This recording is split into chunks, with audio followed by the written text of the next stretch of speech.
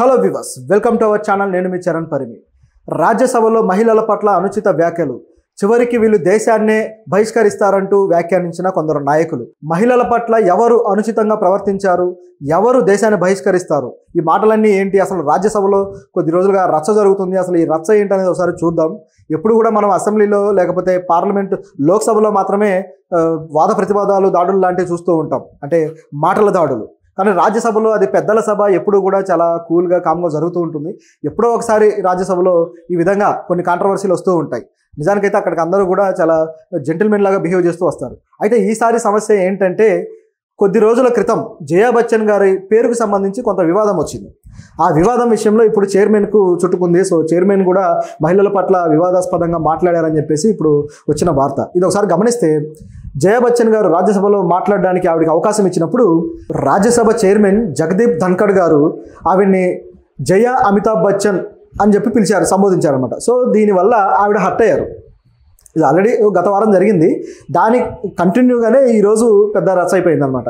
So అలా పిలిచినప్పుడు ఆవిడ కొంచెం అభ్యంతరం వ్యక్తం చేసి, ఇది సరైంది కాదు, నా పేరుని, అంటే ఒక మహిళ పేరుని భర్త పేరు పూర్తిగా తగిలించి పిలిస్తేనే చెల్లుతుందా, అంటే మహిళలకు సొంతంగా అస్తిత్వం లేదా, మహిళలు తమకంటూ తాము ఏమీ సాధించట్లేదా అని చెప్పేసి ఆవిడ అన్నారు. సో దాంతో ఆయన సరే తన మాటలు వెనక్కి తీసుకున్నారు. అంతవరకు బాగా ఉంది. ఆవిడ ఆ విధంగా రియాక్ట్ అవ్వడానికి కూడా అందరూ హర్షించారు. తర్వాత తన స్పీచ్ ఆవిడంతా చెప్పి ముగించారు. మరుసటి రోజు అదేవిధంగా సభలో మళ్ళీ ఆవిడకి మాట్లాడాల్సిన అవకాశం వచ్చినప్పుడు తన పేరును తానే ఆవిడ, అంటే ఈయనైతే కరెక్ట్గానే పిలిచాడు ధన్కడ్ గారు. సో జయా బచ్చన్ గారు అన్నారు. అంటే ముఖ్యంగా ఆయన పిలవడానికి ఉద్దేశం కూడా ఏంటంటే, వాళ్ళ దగ్గర ఉన్న అఫిడవిట్లో కావచ్చు, వాళ్ళ దగ్గర ఉన్న ఈవిడ సంబంధించిన డీటెయిల్స్లో పేరు అలాగే ఉంది, జయా అమితాబ్ బచ్చన్ అని ఉంది. సో ఆవిడ ఉన్నట్టు పిలిచారు. సో అది అక్కడ తప్పైపోయింది. అందరూ అలవాటుగా జయ బచ్చన్ అని అంటుంటారు ఆవిడ్ని. అమితాబ్ బచ్చన్ గారి భార్యగా ఆవిడ ఆ విధంగా కూడా పేరు తెచ్చుకున్నారు. సీనియర్ నటిగా మంచి అద్భుతమైన పర్ఫార్మెన్స్ ఇచ్చిన గొప్ప పేరున్న వ్యక్తి ఆవిడ. సో కాబట్టే ఆవిడకి ఒక పార్టీ నుంచి అవకాశం రావడము, రాజ్యసభ సభ్యురాలు అవ్వడం, ఇదంతా జరిగింది. సో అయితే తనకంటూ సొంత ఉనికి, వ్యక్తిత్వం ఉన్నాయనేది అందరికీ తెలిసిందే.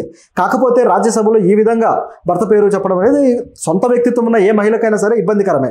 కొంతమంది భర్త పేరును పక్కన పెట్టుకోవడానికి ఎక్కువగా ఇష్టపడుతూ ఉంటారు. అంటే ఆ పేరు ఉండటమే వాళ్ళ గౌరవంగా భావిస్తున్న పరిస్థితి కూడా ఉంది. ఇవన్నీ పురాతన కాలపు ఆలోచనల నుంచి వచ్చిన థాట్స్ అనమాట. ఇప్పుడు జయా బచ్చన్ అని బచ్చన్ కూడా అనక్కర్లేదు. నిజం చెప్పాలంటే ఆవిడ పేరును ఆవిడ పేరులాగా పిలిస్తే సరిపోద్ది. ఎందుకంటే ఆ భర్త పేరునైనా సరే పూర్తి స్థాయిలో కాకపోయినా సగమైనా ఎందుకు చేర్చాలి? సగం చేర్చినా కూడా ఈవిడ ఆయన తాలూకా అని చెప్పడానికే కదా. ఆవిడ ఎవరి తాలూకానో ఎవరికి ఎందుకు, అసలు ఎవరైనా అది ఎందుకు పట్టించుకోవాలి? ఏ మహిళ విషయంలో అయినా వాళ్ళకంటూ ఒక పేరు ఉంటుంది, ఒక అస్తిత్వం ఉంటుంది, వాళ్ళకంటూ ప్రొఫెషనల్గా ఒక స్థాయి ఉంటుంది. ఆ వ్యక్తిని అదే విధంగా వాళ్ళ పేరుతో గౌరవిస్తే వచ్చిన నష్టం ఏంటి? భర్త పేరనే కాదు, ఇంటి పేరు విషయంలో కూడా. సో ఇంటి పేరు విషయంలో కూడా పెళ్ళయి మారిపోగానే తర్వాత ఇంటి పేర్లు మార్చడాలు, ఇవన్నీ కూడా అంటే ఒక పురుషస్వామ్య వ్యవస్థలో ఉన్న పురాతన ఆలోచనలతో కూడినవన్నమాట. మహిళలకి సొంతంగా ఏ హక్కు కానీ ఏ ప్రాతినిధ్యం కానీ లేకుండా చేయడానికి కుటుంబంలో ఈ విధంగా చేయడం. అయితే ఇవన్నీ పాతకాలపు ఆలోచనలు అలాగే కొనసాగుతూ వస్తున్నాయి. జయా బచ్చన్ గారు ఆ బచ్చన్ కూడా తీసేస్తే ఇంకా బాగుండేదేమో. సరే, ఏదో ఆవిడ ఇష్టానికి పెట్టుకున్నారు, సో మనం వదిలేద్దాం. అయితే ఇది విధంగా జరిగింది. దీని తర్వాత సెకండ్ టైం ఆవిడ మాట్లాడేటప్పుడు తన పేరును తానే పూర్తి స్థాయిలో జయ అమితాబ్ బచ్చన్ అని పలికారు. దాంతో ధన్కడ్ గారు అలాగే మిగిలిన రాజ్యసభ సభ్యులు పగలబడి నవ్వారు. అంత జోక్ అయిపోయింది అనమాట అది. ఎందుకంటే ముందు రోజేమో ఆవిడ ఆక్షేపించారు, ఈ రోజేమో మళ్ళీ పూర్తి స్థాయి పేరు ఆవిడే పలికారు. సో అందుకు అది నవ్వులు పాలైంది. తర్వాత మళ్ళీ నిన్న ఏం జరిగిందంటే, ఆవిడ పేరును మళ్ళీ జయ అమితాబ్ బచ్చన్గా ధన్కడ్ గారు పిలిచారు. ఆవిడ ఒకసారి చెప్పినప్పుడైనా ఆయన వినొచ్చు కదా, ప్రతిసారి అలా పిలవాల్సిన పనే ఉంది. సో ఆయన కావాలనే ఏదో కొద్దిగా ఆయన్ను ఆక్షేపించారు కాబట్టి ఇంకాస్త ఇన్సల్ట్ చేయడానికి పిలిచినట్టుగానే ఇదంతా కనపడుతుంది. సో మళ్ళీ పిలిచాడు. దాంతో ఆవిడకి ఇంకా చిరెత్తుకు వచ్చింది. ఆవిడ కాస్త సంయమనంతో ఉండి మొదటే జాగ్రత్త పడి ఉంటే బాగుండేది.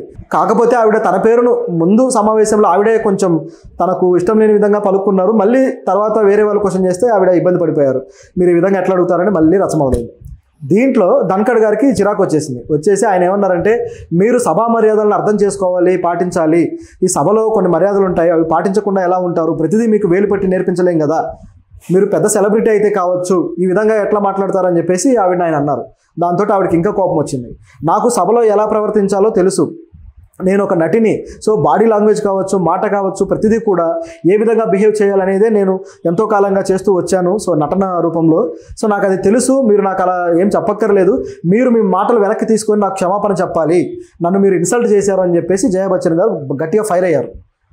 దాంతో ధన్ఖడ్ గారికి ఏం అర్థం కాలేదు, ఏంటి ఇలా రియాక్ట్ అయిపోతుంది అని చెప్పేసి ఆయన ఇంకాస్త రెచ్చిపోయాడు. ఆయన ఏమన్నాడంటే, మీరు ఏదైనా సరే గొప్ప నటి అవ్వచ్చు, గొప్ప పేరు ప్రఖ్యాతులు ఉండొచ్చు, కానీ సభలో మాత్రం ఆ విధంగా మీరు అలా బిహేవ్ చేయడానికి కుదరదు అని చెప్పేసి ఆవిడ్ని గట్టిగా కౌంటర్ చేయడం జరిగింది. సో దాంతో ఇక పెద్ద ఇష్యూ అయిపోయింది. సో ప్రతిపక్షాల వాళ్ళు కూడా ఆవిడకి మద్దతు తెలిపారు. సోనియా గాంధీ గారు అయితే ఆవిడ మద్దతు తెలిపి ఇక అక్కడ నుంచి వాకౌట్ చేశారు సభ నుంచి. సో ప్రతిపక్షాల నాయకులంతా కూడా సభ నుంచి వాకౌట్ చేశారు. ఆవిడ సమాజ్వాదీ పార్టీ నుంచి ఉన్నారు కాబట్టి ఆ పార్టీ అలాగే మిగతా పార్టీలు అందరూ కూడా వాకౌట్ చేసి బయటకు వచ్చారు. వచ్చిన తర్వాత ఆవిడ ప్రెస్లో కూడా ఏమన్నారంటే, ధన్ఖడ్ గారు న్యూసెన్స్ అని చెప్పేసి ఒక అన్పార్లమెంటరీ లాంగ్వేజ్ మాట్లాడుతున్నారు, అది న్యూసెన్స్ అని చెప్పేసి, అలాగే సభలో ఈ విధంగా ప్రవర్తించడం నేను ఏమాత్రం అంగీకరించాలని చెప్పేసి ఆయన మహిళా సభ్యులతోటి కాస్త ఇబ్బందికరంగా మాట్లాడారు. మహిళలతో ఆయన బిహేవ్ చేసే పద్ధతి ఇదేనా, నాకు క్షమాపణలు చెప్పాలి అని చెప్పేసి రాజ్యసభ చైర్మన్ని ఇవిడ అనడం జరిగింది.